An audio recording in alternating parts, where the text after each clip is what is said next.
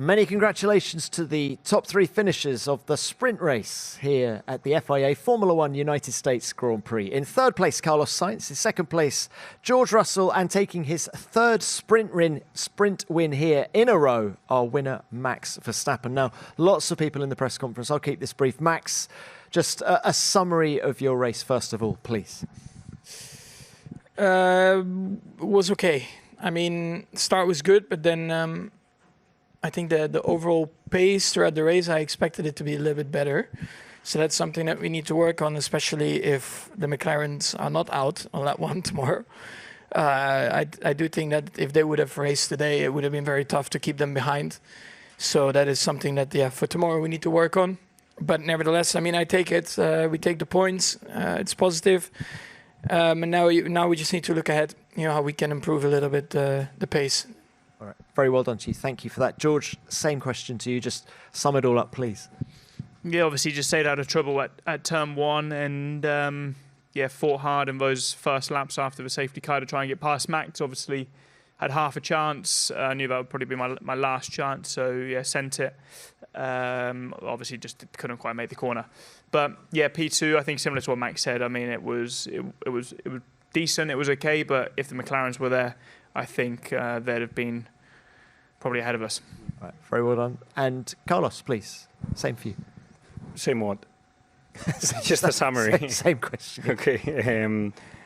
Good race. Honestly, surprised that we could hold the Ferraris behind, especially because at some point they were super quick catching on me. But then once I think Lewis was 1.2, 1.4 seconds, then he stopped making the progress and I could keep them at a comfortable margin.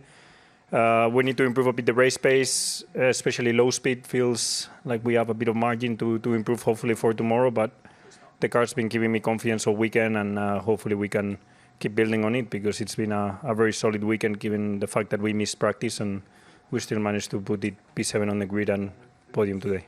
All right. Very well done to you as well. Thank you. Right, let's open this to the floor. Name and publication, please.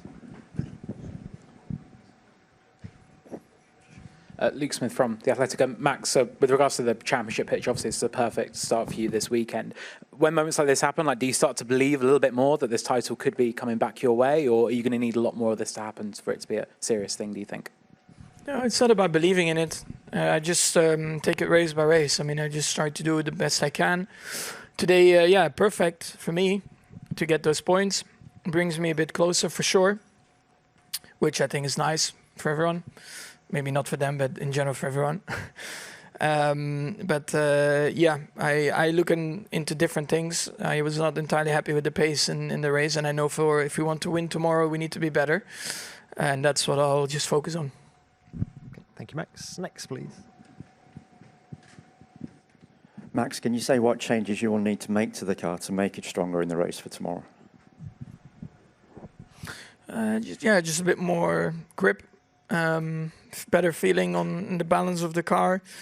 Over one lap, it felt okay, but in the race, I felt like we were probably dagging a bit too much.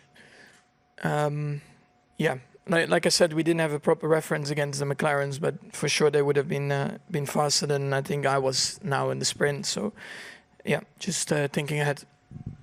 Thanks for that. Next one. Leonid Kluge, Grande Premio. Question for Max. With your chances improving after this, do you think for the rest of the season, Mercedes, and George in particular, can be a threat stopping you from achieving higher positions? We'll see, don't we? I don't know. We'll see race by race what happens. I can't look into the future, unfortunately. With some things that would be nice.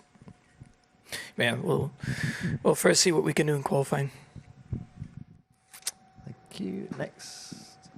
Fred Ferrer, l'équipe. Question to Max. As neither of the McLaren have run during the sprint, do you think that can help you tomorrow for the race, that they don't have any datas?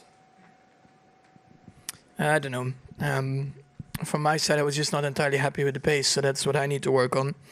And then we'll automatically see tomorrow, of course, if that's going to be enough or not. Thank you. Next one, Stuart. Yeah. Stuart Codling, Autosport. George, could you just talk us a little bit more through your thought processes when you sent it? You said that was pretty much your only opportunity. Was it a tyre thing? What made you think, to paraphrase Elvis, I know this isn't really the place to be doing that, but what was it, now or never? Well, I knew Max. Well, I saw Max was struggling a little bit, and I was just giving it absolutely everything, and I knew that I was probably deg a little bit more. Whereas when you're in the lead, you're probably trying to manage the tyres a bit better, and he had a bit of a snap out the previous corner. So I just thought, you know what, this is my only chance. There was a nice headwind in that corner, so I thought I could make it stick. But I was too far back. But I'm glad I tried it, as opposed to just sitting there and still finishing in the same place. Thanks, George. Next. Tim Harini, TSN. Question for Carlos. Congratulations on the podium. I know you're just out of the car, but from your perspective, can you just take us through turn 1, lap 1, and the incident that happened? Yeah, I had a pretty average, pretty poor start. I got distracted with one thing and I couldn't get off the line well, which forced me to take the outside line into one. And a bit like George, I broke really, really, really late on the outside because you have all the clean air and the headwind to brake as late as you want.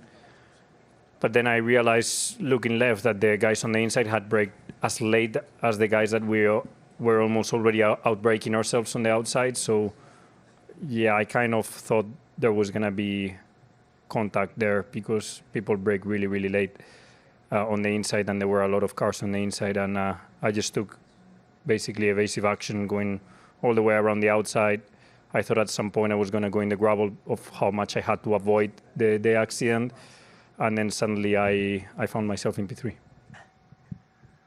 Thanks, Carlos. Next.